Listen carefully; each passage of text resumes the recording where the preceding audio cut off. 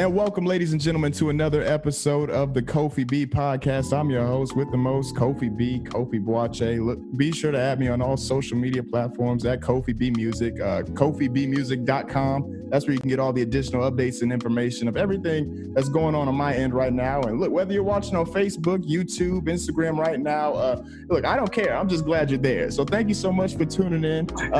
But this is not about me, man. Look, this is not about me, man, because I'm excited, man. This is a new episode, and I got one of my industry uncles, man, joining me on the podcast today, man. If you haven't heard of this guy, or at least heard some of his work, you think you haven't, but you probably have, because he's worked with so many people, man. I got my guy Frank McComb on the podcast. What's up, brother? How you doing? What's up, nephew? How you doing, man? Hey, man, I'm good, man. Thank you for taking the time, man, for being with me. I know you got a busy schedule, man. Now you all big time and everything, man. It's always something to do when you're independent. You'll see. You'll see. Look, man, I want to really just get straight into it, man, because for me, and looking at your story and kind of talking to you, the first time I met you was last year. You came to one of my shows in Akron, and then I went to one of yours. You had one in Cleveland like the next night or so. So I pulled up on it, man. First of all, you're amazing at what you do. Well, likewise, bro. You getting it in, man. Yeah, likewise. You're a great keyboard player, man. Yes, Thank you, man. Thank you. I mean, from just the outside perspective looking in, knowing that you're from Ohio as well, man. I just want to know, man, what was the journey for you kind of getting to this point? Because I'm looking at it, I'm like, man, it's kind of storybook for you to a certain extent, for lack of better words, like how things kind of flowed and got you to the point where you're at. Talk to me about it. Man, I wanted to get out. I'm nothing against my hometown, nothing against Cleveland, Ohio at all. I just knew that what I wanted to do for a living, I couldn't do it there. I had to get out, and I played in all the bars. I played in a bunch of the bars, and I did sessions for a few different people there. I did gigs for the Cleveland Teachers Union at the Atlanta Haven Country Club. When I was younger, they would have all their conventions there, and they would call me and ask me to play.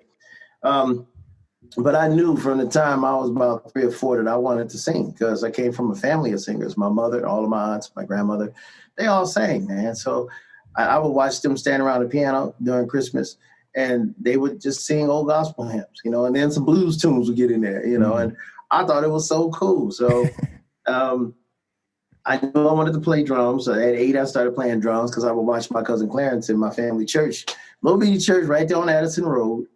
And I would watch him play drums. My Aunt Evelina played piano, and my Aunt Liz would play organ, and they would switch off sometimes. And I watched my Aunt Evelina write a blues tune after service. So I'm like, we're in church, and she's writing this blues tune. I saw that as musical freedom. So I was like, I want her to teach me that, So that day, she gave me my first of 3 piano lessons. So she worked with me for 1 hour, 3 Sundays in a row, for 1 hour a Sunday. So I had 3 hours, literally 3 hours piano training. So I got all of my rearing in the streets. Started playing in the bars at 15. At 17, I had my first trio. And by the time I hit 19, 20, I was in the band with the Rude Boys, Joe Little and all those guys. Yeah. So I ended up being the musical director, because the original musical director, Cliff Colston, which we all need to be praying for, because he's living in Houston, and I heard he's not doing so well. So, but Cliff, bass player, he was the original musical director, but he got called away to go play with the Winans. So Marty Sims came in, and they asked me to be the musical director then. So we ended up going on the road in 91, and I met Jeff and a few other people. They all talked me into moving to Philly. So I moved to Philly in September of 91, and I did session work with Jeff and Will, and I did session work with Kenny Gamble and Leon Huff, Philadelphia International Studios. And I stayed there till November 9th, 1992, so about a little over a year. And that's when a gentleman named Steve McKeever, as they say, discovered me. So, right. Steve McKeever, people would know him as the gentleman who found Jill Scott and started hitting credits. Yeah, but McKeever found me years before in Philly at Philly International at the record company, which is where their studio was as well. So he found me there. I sang one tune and that got me my deal. It's a tune that I had never released on like a studio album, but I did it live on an album live in Atlanta. A song called Time and Time Again got me my deal with Motown. And on November 9th, 1992, I left. I visited LA and ended up never going back. So I've been out here ever since. Wow. Yeah. Wait, so I got to backtrack there because you named a lot of names. I kind of want to know, like, how'd you meet all these people, and what was that process like? Was it just like word of mouth? I mean, were you at the same place? What was going on, man? A lot of it was word of mouth, being on the scene, and even not to preach, but the word of God says that your talent, your gifts will make room for you. You're right. And my gifts made room for me. It got around to people that this talented young kid, he's a keyboard player, just like you. When I see you, I see me, But I'm just happy to see that you got the opportunity to get the education behind it all. I got mine straight from the streets. And then once I hooked up with Brand from Marcellus, that's when I started getting some real education. I mean, I went to the Cleveland School of the Arts, but School of the Arts didn't really teach me anything in regards to music because it was so political. It was very political for me. Politics was used against me. So I didn't really I lost the interest. 3 years I've been in that school, and I stayed in it so long, but I should have gotten out. It was 9, 10, and 11, I believe it was, 9th, 10th, 11th grade. And then the 12th grade, I went to Glenville and graduated. So yeah, it was like, I just could not get a fair shake. So having gone through all that I went through at the School of the Arts, it taught me to appreciate everything that I've accomplished, because I think it was designed to actually deter me, because I know my gift is big. Your gift is big. You have a big gift, man. I recognize my own. So I just, I thank God for every opportunity, even to this day, because all the odds were against me, from childhood to going to school, just all the politics. Had I had the support back then, and the extra eyes looking over me, I would have learned, embrace this issue of politics, because you're going to need it where you're going. And believe me, it's nothing but politics in this business. It's all politics. If you can't get along with people, you may as well just get out. Right. Get out now while you can, because they'll put you out if you can't. Music is not even the forefront of the situation, man. It's like music business. It should be business music, because it's like business, politics, all of that come before anything. Because if it was about the music, we'd have more talented people that are not getting the exposure. Right. You're right. So, but that's a whole nother bottle of whiskey right there. But yeah,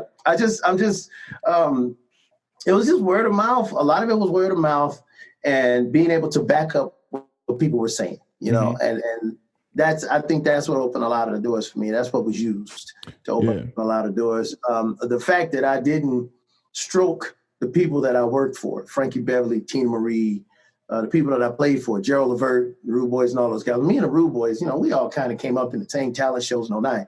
But I came in, I did my job, kept my mouth shut. I didn't stroke none of that. And I think that that's what made them respect me all the more, because I did my gig. I did it well. And keeping your mouth shut can open a lot of doors. Right, Keep your mouth closed, you can open a lot of doors. So, and that played a big part in it too. It got around with all the older guys, man, when I was in the bars, that, hire Frank, Frank could come and play for you. And they knew they didn't have to pay me a whole lot, because I was just a kid. I didn't have no kids. I wasn't married. I was still living in my mama's house, still in school, So I just kept my mouth shut in those bars. And they gave me my respect. They didn't care who was coming in there playing, as long as they were getting their drink on and the bar was making the money off the alcohol sales. And, they didn't care who came in as a musician, as long as you didn't cut up, And I think that helped to steer me in the right direction, believe it or not. I shouldn't have been in all them bars, but when you come up like I did, it was better that than selling dope or something, man. I was just playing music in the bars, keep my mouth shut. But I came up hood, like straight hood. It wasn't times like these where you got carded for going into a bar. It was the hood of Cleveland, Ohio. So you know what it's like. Yeah, it was a whole different thing. Back then, you could drive a car at 13 and not nobody stop you. They didn't stop you. You didn't have to have insurance. It was a whole different way of life, whole different way of life. So you talk to me a little bit, man, about the business though, because you made a transition Like what couple, like it's been about what, I don't know, how long, 15, 12, something like a couple years ago from going 2004 you went till independent. now. What is that? About 16 years, something like that, 2004 to now, where I went independent. Yeah, when I signed to Motown, Motown was bought out by Polygram. Polygram bought Motown for millions of dollars, and the little guys like me who hadn't had records out or was just working on a record and hadn't gotten it out, or had not brought money to the label, million, platinum records rather. Guys like us, we were forgotten about. They didn't really put interest in us. So it was all about Stevie, Johnny Gill, Queen Latifah, Biv 10 Entertainment, and under Biv 10 was Boyz II Men, ABC, BBD. That's what got all the attention when this merge or when this purchase took place. So Gerald Busby, the late Gerald Busby, gave me the opportunity it was Busby and Steve McKeever, and they asked me if I wanted to stay or if I wanted to leave.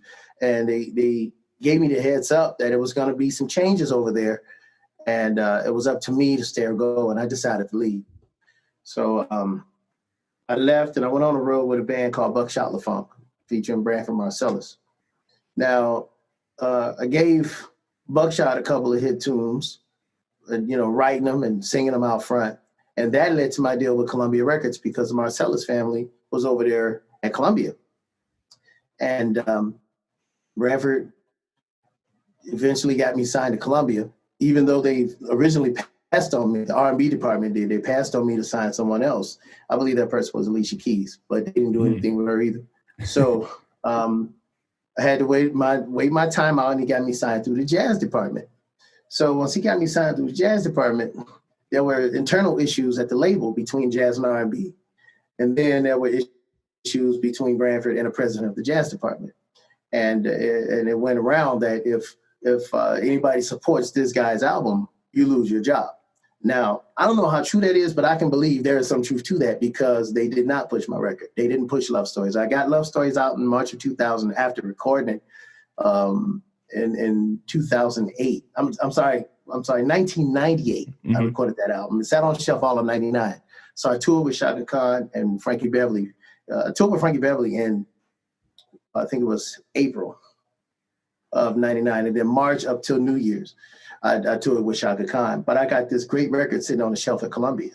So I'm like, I'm a recording artist sitting up here still playing for other recording artists when that should be me out front. Right. I got this great record sitting on a major label, and it's just nothing happening for me. So then I got a little help, went to the label, got them to finally put it out. But the rumor is that the president of the company said we're going to put it out. But, if it sticks, it sticks. If it doesn't, oh well. But I say all the time in my classes, FMIAI, which is the Frank McComb Independent Artists Institute. I say in my class all the time, how do you give birth to a child and expect it to raise itself? It's going to die. So that's what happened to Love Stories, but the fans caught on. So looking from the eyes of the public, I was signed to a major black label, Motown, went to a major white label, Columbia. Both had issues that had nothing to do with me, political issues that had nothing to do with me. So I ended up going to an indie label whose name I won't even mention in press. That's how bad they are. Even bad press is good for them. So they're not even worth mentioning. So because I tell these stories as my testimony and not for exploitation. Right. That's the thing. So I signed to this other company. I figured if I'm at a major black label, major white label, and there's political issues against me that have nothing to do with me or the music, then let me go to this indie label. I'm the only one on the roster. Let's see what happens now. Well, they thought they had a modern day slave nephew. And I was like, no, I'm out. So I put out the album, The Truth. It was supposed to be only The Truth Volume 1, not The Truth Volume 2, because The Truth Volume 2, that record was never supposed to exist. It was only called The Truth. That was the name of the album. But the guy that produced the record that I did for Motown in 95, that was never released before I left the label, still had the masters to that record in 2003 when I was working on The Truth Volume 1, so to speak. Because this guy who produced that album in 95 was also the guy that produced the record, The Truth, that I was putting out at that time. So back in 95, I'm 24 years old, going on 25. At this time, I had turned 25. My wife and I had gotten married at this time, and we had our first child. So my mind is on my family now. Right. I got a new family, trying to make the ends meet with the touring and stuff and take care of my family. So my mind wasn't on, Frank, you need an attorney, go back to Motown and see if you can get that record. My mind wasn't there as a businessman. I'm looking at my family now. So, and then life is moving on. And this guy still has the masters to that record somewhere in a vault. So in 2003, we put out The Truth Volume 1, which was, like I said, this The Truth. And we go to London. No, we were in Birmingham, England. It was a huge festival. We're playing this festival, and as I'm signing autographs, after my show's done, I'm signing autographs in the room, about 100 people. I mean, it's a long line of people, and I'm signing autographs, and about 20 people have a copy of this disc. Frank McComb, the Motown Sessions, is all that the little paper said. And I flip it over, and they were all CDRs. Wasn't mixed, wasn't mastered. They were all CDRs. And each person told me how they got it. They had ordered it online because that's when eBay was just kind of hitting the scene, and you could start, buying stuff online. It was just starting to happen, right? Mm-hmm. And they all told me in the ballpark of what they paid for that project, unreleased. 25 pounds at the time was $50 US. That's what they were getting for my work. And he was hand burning them, like burning them in a burner somehow. So that's when I went independent. I figured, well, major black label didn't get it, major white label didn't get it, indie label didn't get it. I got to do it for myself. So I started burning. I took 12 songs out of what I called my vault, which was my studio, and I put them all on CDR. I burned them in a laptop, one at a time. And I wanted this record rough. I figured if he could sell a rough record on me and do well, why can't I do it for me too? So I burnt this disc with like 11 songs on, I think, and I called it Straight from the Vault. And I hand wrote Frank McComb Straight from the Vault with a Sharpie on every single CD. And if it wasn't for my wife helping me, man, I know I would have struggled to try to keep that going, because she was right alongside of me. We were like a machine. Burn, right, package. Yeah, me and her. And I ended up selling this CDR around the world. Like, like bootlegging, like a bootlegger would sell somebody else's record. I bootlegged my own record, so to speak. I hand packaged my own CD, just like they did selling cassettes out of the trunks of the cars in the hood. I did the same thing, but I did it internationally. And it started, it really took off for me. And it won me my first award. It won me for Best Album of the Year, which is big for me. It might be small for others, but it was big for me. Best Album of the Year with soultracks.com. And I mean, there's literally nobody else on this whole project but me, Straight from the Vault. I programmed everything. So I started making my first instrumental record, a tribute to the Masters. And it was a tribute to Chick Corea, Herbie Hancock, Russell Ferrante, Ramsey Lewis, Patrice Rushen, Joe Sample, all these people I did this tribute to. And it's like sort of like a soul jazz, a soul smooth jazz type record, right? And people started asking me, what are you going to do about this Motown Sessions record going around? I said, well, I'm going to figure this out. I ordered a copy from him, from the guy, anonymously, and I made that my master. So I used that, and I put the two records out at the same time.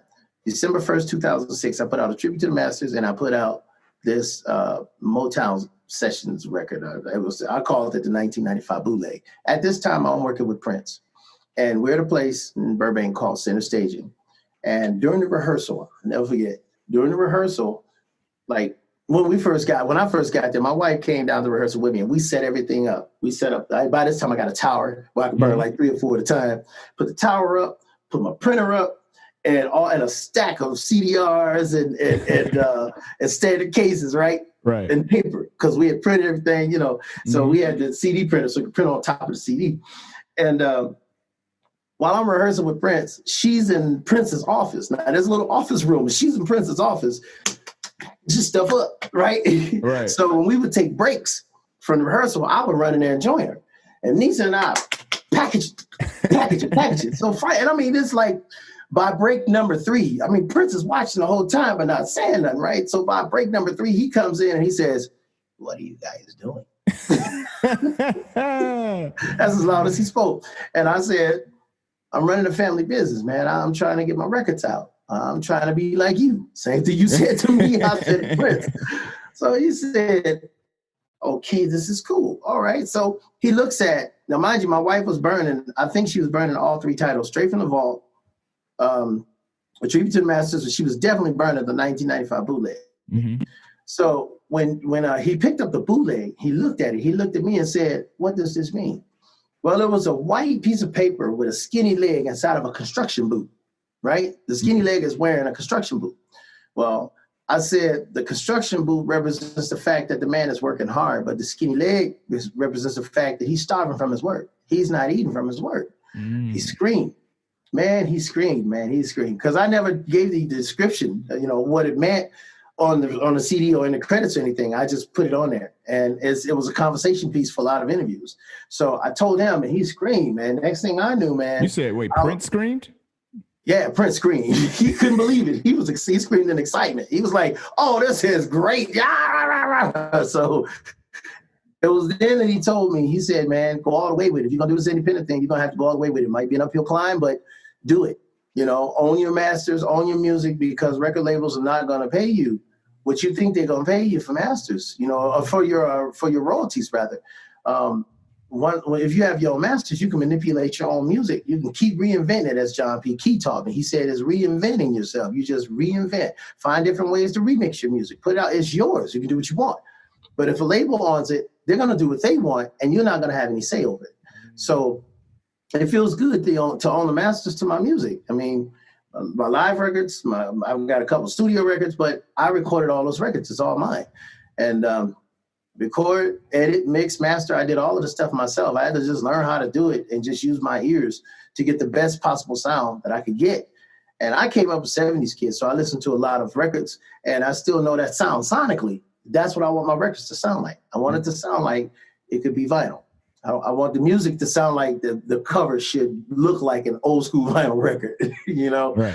And that's pretty much how I build what I'm building. But the Truth Volume 2, since we're speaking on business, the people that bootlegged the record was mad at the fact that I took what they bootlegged, which was mine, I took it back and I put it out.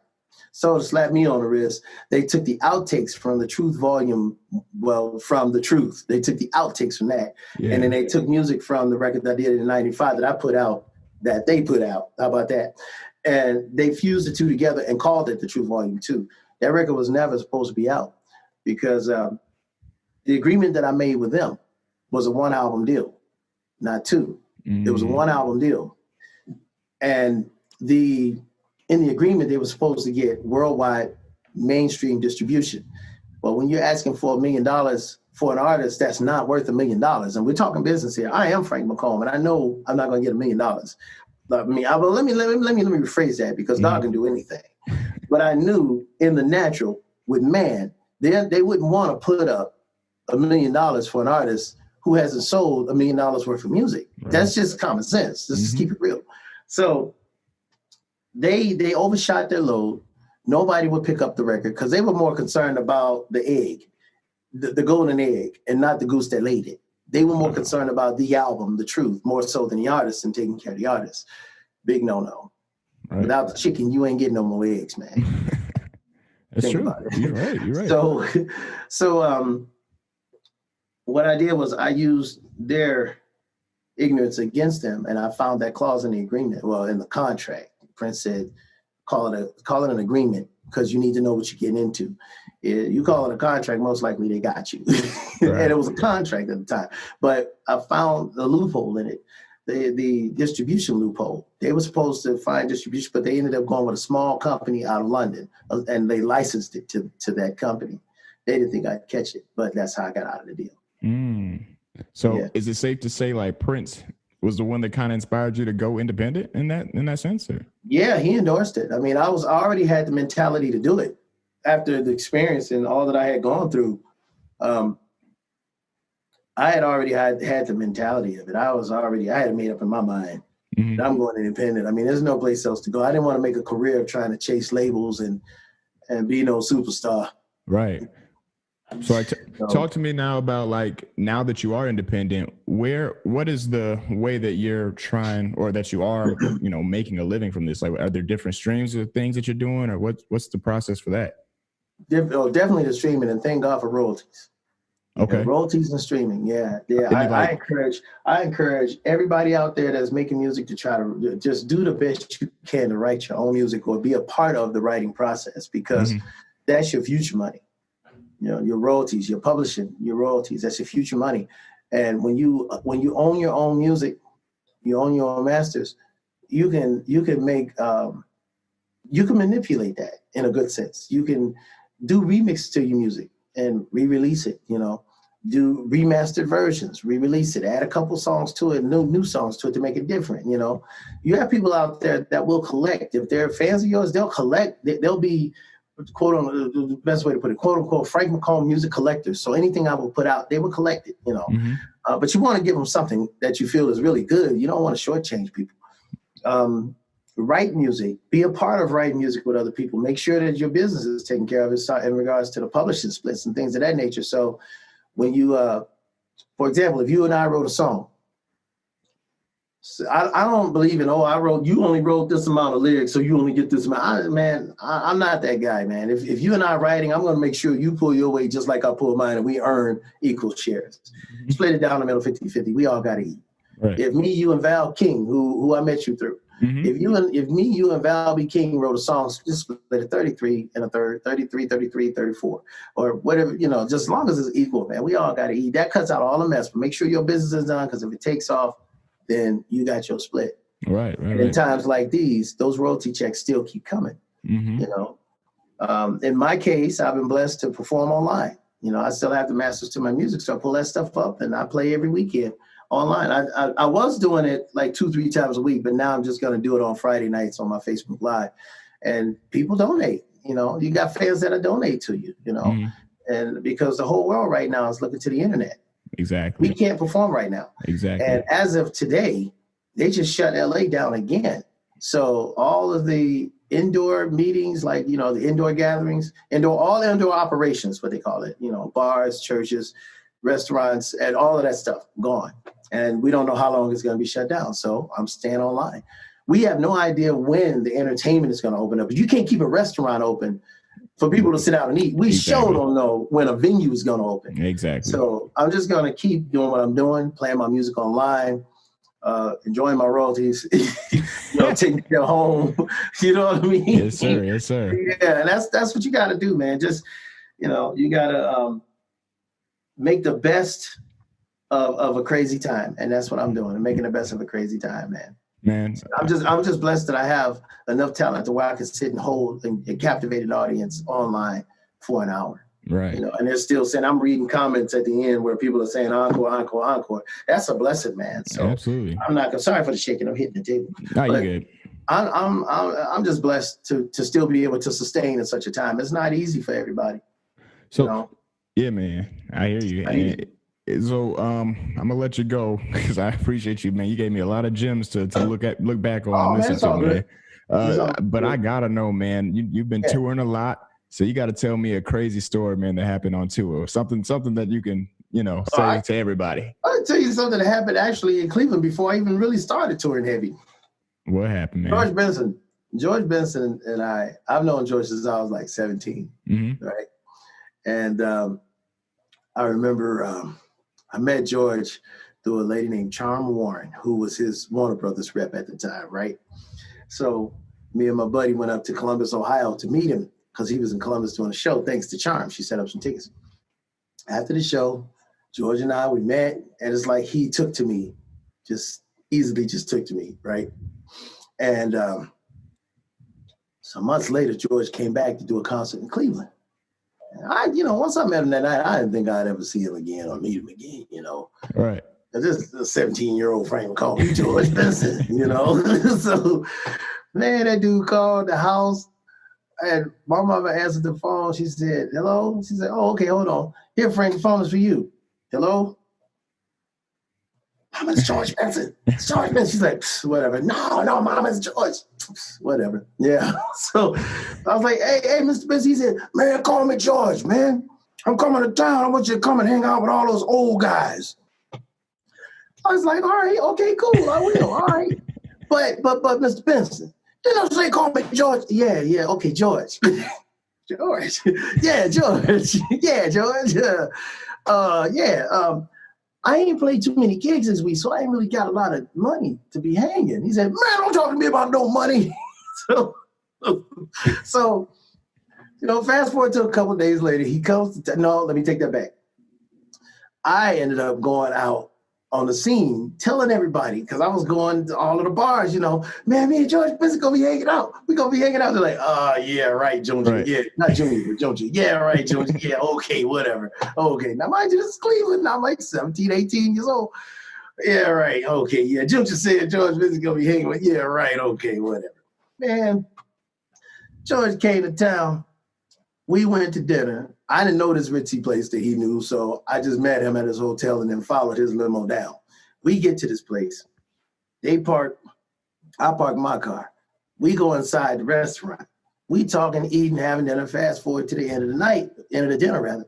And he got to telling everybody, about all this talent that I got in the whole nine. And I said, yeah, man, it's funny because nobody believed me when I told them that you and I would be hanging. They didn't believe me. He said, oh, don't worry. You have your time. You have your time. So they finished talking, pays bill.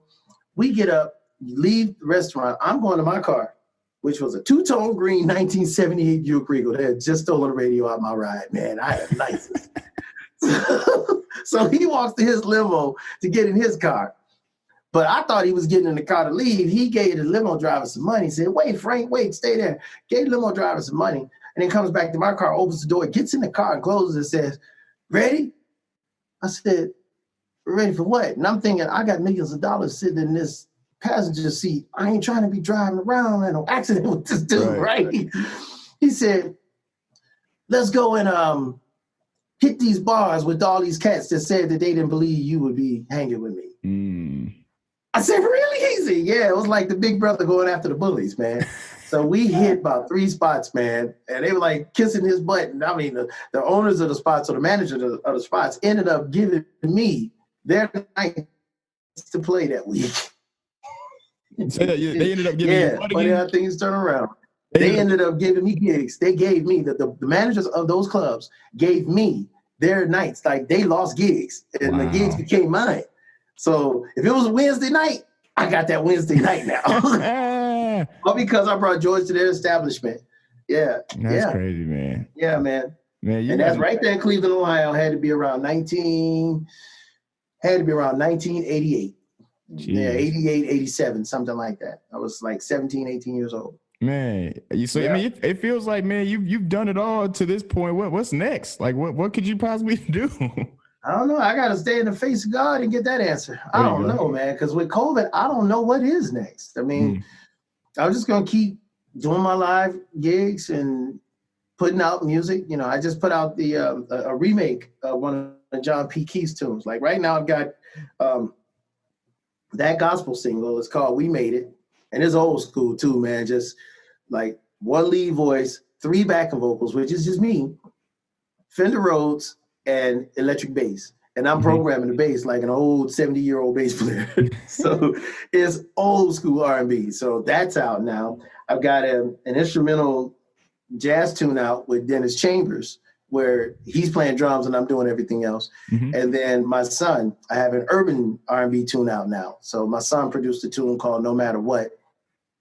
That tune is actually is his drum program, because he's really a beat maker. Skinny Kid Frank, look him up. So he's programming the drums, and everything else is me. So I've got an urban tune, a jazz tune, and a gospel tune on the market right now, all 3 different types of singles. So to be blessed to be able to work in different genres effectively, I just take advantage of it, maximize the opportunities, man. Maximize your talents. Push yourself to the limit. Yes, sir. Yes, sir. If you can't push yourself to the limit. Like my son is challenging me to listen to more urban R&B music, because he believes enough in me that I could actually put more urban music out because it's still in me. So if my son believes enough in me to do it, then I'm going to do it. I'm just going to experiment in this time. Just experiment with music. I have to finish up Val B. King's record. As a matter of fact, we're doing something with her. In fact, Skinny Kid is on that as well. He's programmed some drums for her. Nice. So, yeah, trying to get her thing out. So I'll be jumping back on that soon too. Yeah, that's it. Just experimenting, Experiment while I can. Hey, look, nothing wrong with it. Nothing wrong with it. Yeah, man. That's how you find what you like and what you don't like. Yes, sir. You know? Hey, yeah. What you got going on, man? What's happening? Man, look, I'm trying to grow this podcast, man. So grow it. Yes, sir, man. I'm working on a new project myself too. I might need some pointers too, so I'll have to shoot you a couple text messages and stuff, man. Yeah, I'm here. It's all good, man. This is my first time actually trying to, well, I had a project out when I was like 16, but this is my first time like trying to really put actual, thing together. So yeah, I got to definitely get some help from you. All right, it's all good. I'm here, man. Yes, sir, man. We'll work it out. We'll figure it all out. All right, man. I got time. I got time. So right. We're nothing but time right now, man. Bro. Man, really. Thank you. Look, man, thank you so much for being on the podcast, man. I appreciate it, man. For those where can people find out more of the stuff that you're doing? You got a website and all that stuff. Tell the people real quick. Actually, people can what's the word? Follow me on Instagram. It's Frank McComb. I'm trying to remember all this stuff. FrankMcComb. Frank McComb. That's my Instagram. Friend me on Facebook. That's Booby Scoot. BOOBEESCOOT. Booby Scoot. That's my Facebook. And then my Facebook fan page, my fan page is Frank McComb. Frank McComb Fans. That's what that is. And then they can get music at Bandcamp, frankmccomb.bandcamp.com. CD Baby. All my music's on iTunes, Amazon, all those different places. I'm everywhere online. So it's much appreciated too. Yeah, much appreciated. Yes, sir. Hey, man, thank you for being on, man. I appreciate it. Yeah, man, we'll do it again. Yes, Definitely. sir. We'll do it again. Yes, sir.